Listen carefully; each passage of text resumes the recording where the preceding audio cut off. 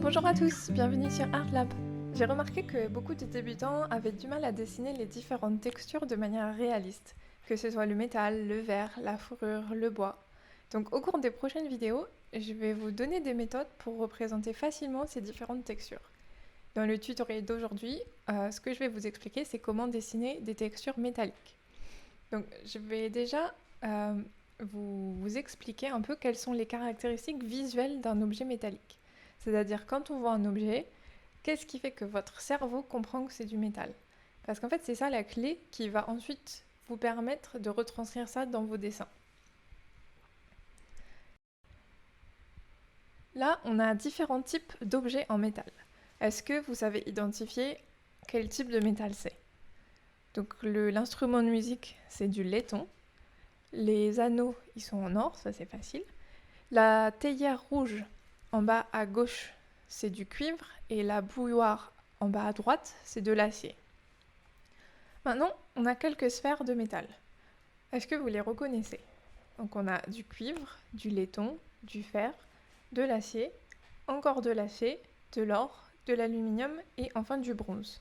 Donc certains métaux sont super faciles à reconnaître parce qu'ils ont une couleur vraiment caractéristique. L'or a cette couleur jaune, le cuivre est rouge, le laiton et le bronze, eux, ils sont orangés, et l'acier et le fer, eux, ils sont plutôt gris. Mais quand on dessine au crayon ou au fusain, on dessine en valeur de gris, donc on ne représente pas la couleur. En plus, vous voyez que l'acier, il apparaît 2 fois, et pourtant les deux sphères, elles ne se ressemblent pas du tout. Donc est-ce que c'est vraiment le type de métal qui est important? Non. Regardez, je passe les sphères en valeur de gris et je les mélange. Maintenant, est-ce que vous les différenciez facilement? Par exemple, l'or, le laiton et le bronze, qui avaient des couleurs très différentes. Maintenant, on ne sait plus du tout lesquels c'est, parce qu'ils étaient tous les trois très lisses et très brillants, donc ils ont des reflets et des aspects très similaires, et la couleur est plus du tout là pour nous aider. Donc en fait, quand vous dessinez du métal au crayon, la question à vous poser, c'est pas de quel métal il s'agit. On s'en fiche. Parce que comme on vient de le voir avec l'acier, un même métal peut avoir des aspects très différents. Et inversement, des métaux différents peuvent finalement se ressembler beaucoup une fois qu'ils sont en valeur de gris. Donc la seule chose que vous devez retenir, c'est que ce qui permet de différencier visuellement un métal d'un autre, c'est sa finition. C'est-à-dire la manière dont le métal a été travaillé. Et c'est cette finition qui va faire qu'un même objet en métal va être plus ou moins lisse, plus ou moins brillant, plus ou moins régulier ou irrégulier. Donc c'est vraiment ça qui est important. Donc, je vais vous montrer et vous expliquer comment dessiner les 4 types de finition les plus courants. Donc premièrement, on a le métal poli.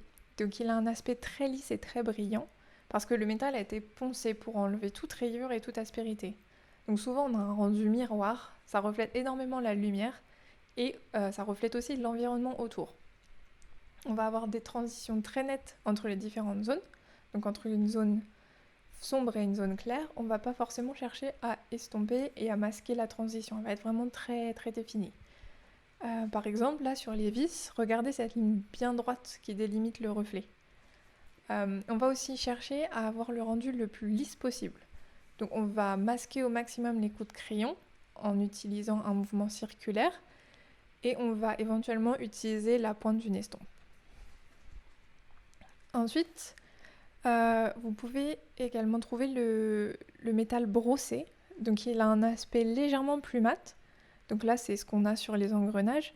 On observe dessus des rayures régulières, donc comme des traces de brosse, regardez. Et donc du coup, pour le dessiner, cette fois-ci, on ne va pas chercher à masquer les coups de crayon. Au contraire, on va travailler avec des coups de crayon dans le sens des rayures. Et éventuellement, à la fin, on va rouvrir quelques lignes avec un crayon gomme pour accentuer la profondeur de certaines rayures. Ensuite, on a le métal vieilli, donc soit parce qu'il a vieilli naturellement, soit parce que c'est un métal qui a été vieilli par des procédés chimiques pour lui donner ce look un peu vintage. Donc il apparaît beaucoup plus mat et il peut également être rayé ou irrégulier.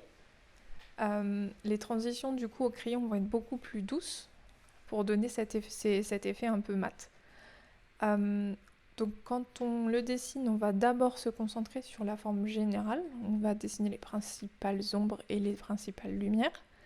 Et ensuite, pour ce qui est les irrégularités, on va le faire en dernier en ajoutant des couches de graphite successives ou en retirant du graphite avec une gomme mie-de-pain.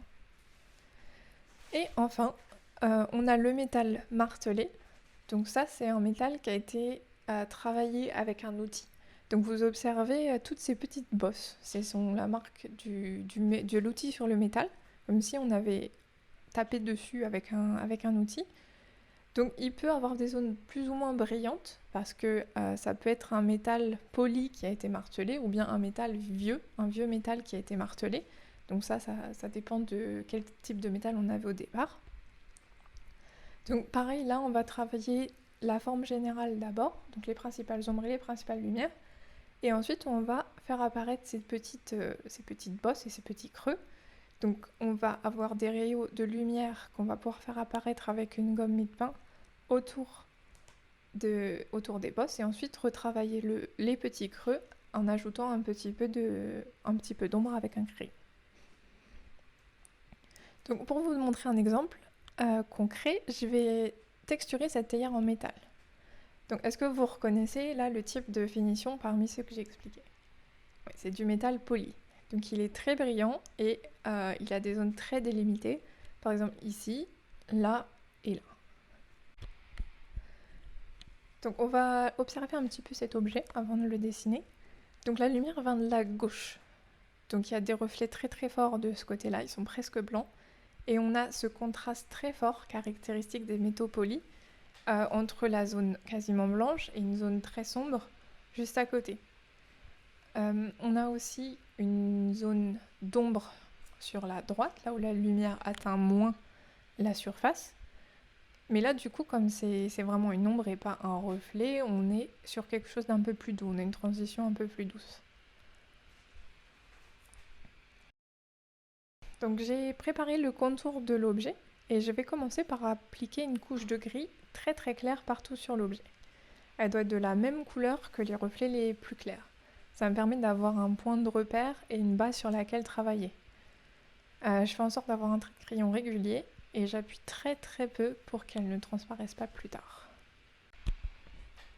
Maintenant, je vais représenter les zones les plus sombres. J'utilise seulement un crayon HB pour l'instant, parce que c'est suffisant pour avoir presque toutes les valeurs de gris, même les plus intenses.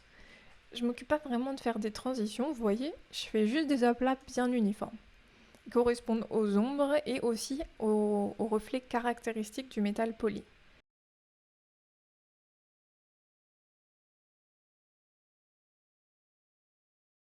Cette étape, elle est vraiment importante parce qu'elle va vous permettre de cadrer les valeurs du dessin. Juste avant, vous avez établi la valeur la plus claire, et maintenant, vous représentez les zones les plus sombres.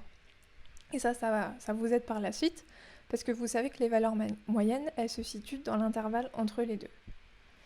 Donc voilà, comme je veux un rendu bien lisse, vous voyez, je fais bien attention à faire des mouvements circulaires avec mon crayon, et je dessine toutes ces zones bien visibles, plus quelques ondes très fines, là où il y a les interstices sous le couvercle.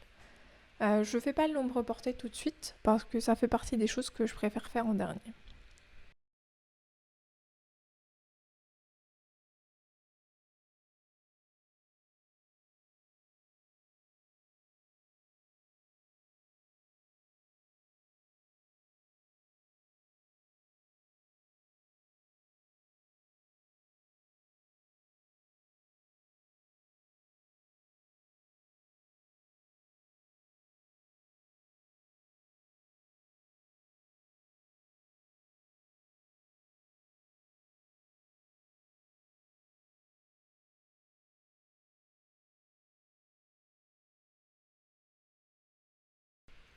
Vous voyez que juste avec ces reflets très forts, pour l'instant, je commence déjà à deviner la texture de la théière.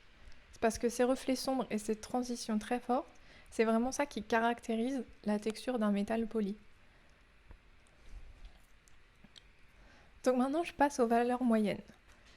je place un morceau de papier sous ma main pour éviter tout simplement de frotter sur le crayon. Les valeurs moyennes, elles vont donner du réalisme à la texture. Donc je les applique en gardant des transitions assez fortes la plupart du temps, et je fais bien attention de ne pas déborder sur les reflets de lumière qui sont également très nets. Dans certaines zones et au sein de certains reflets, j'ai des transitions un petit peu plus douces, donc je travaille en dégradé avec mon crayon. J'utilise toujours ces petits mouvements circulaires, qui sont la méthode la plus simple pour avoir un rendu bien lisse et bien régulier.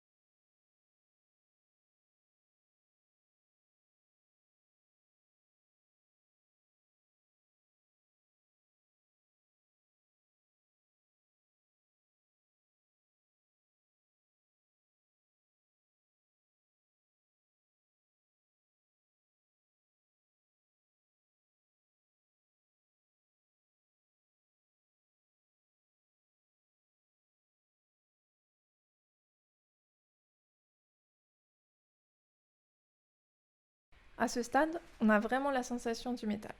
Donc je vais juste prendre la pointe de mon estompe pour lisser quelques zones que je veux vraiment irréprochables et lisses.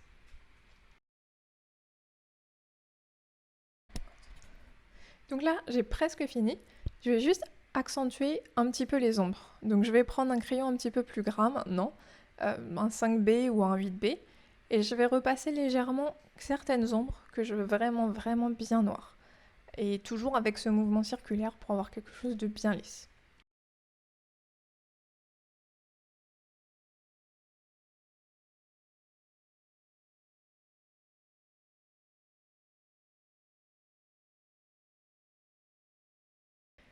C'est aussi là que je vais en profiter pour ajouter l'ombre portée, qui va vraiment faire ressortir l'objet de la feuille et lui donner du réalisme. Parce que du coup, on n'aura pas cette impression d'objet qui flotte sur une feuille.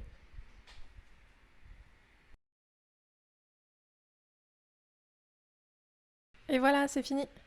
J'espère que ce tutoriel vous a plu. N'hésitez pas à me dire dans les commentaires quelle texture vous pose le plus de problèmes. Si vous avez aimé ce tutoriel, cliquez sur j'aime, abonnez-vous. Et rappelez-vous que chaque dessin, même si vous le jugez raté, vous fait progresser. Dessiner est avant tout un bonheur, pas un stress ou une frustration. À bientôt!